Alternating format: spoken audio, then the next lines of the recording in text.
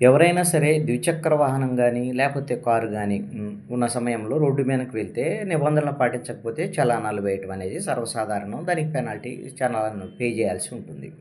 అది హెల్మెట్ లేదనో, లేకపోతే seat belt పెట్టుకోలేదో ఇలాంటి ఆటి మీద. అయితే ఇలాంటి సందర్భంలో ఓ ముఖ్యమంత్రో, లేదా మంత్రో, లేతే ఎమ్మెల్యేలో ఇలాంటి వాళ్ళ వాహనాలకు కూడా నిబంధనలు పాటించకపోతే చలానాలు వేస్తారా?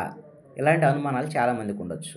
కర్ణాటక ముఖ్యమంత్రి సిద్ధరామయ్య ఆయన ప్రయాణించే వాహనానికి 8 చలానాలున్నాయి. ఆ చలానాలని వాళ్ళు కర్ణాటక ప్రభుత్వం ఇటీవల పాత చలానాలకి 50% కన్సెషన్‌తో దాన్ని పే చేయొచ్చు అనేటువంటి దాని మీద ఇచ్చారు. దానికి అనుగుణంగా సిద్ధరామయ్య 50% ఈ కన్సెషన్ ఉపయోగించుకొని రూ. 8,750 చలానాల్ని పే చేయటం అనేటువంటిది జరిగింది. దాంట్లో 7 చలానాలు ఎందుకు రాశారంటే సీట్ బెల్ట్ పెట్టుకోలేదని. ఒక చలానా మాత్రం అధిక స్పీడ్ ఉందని.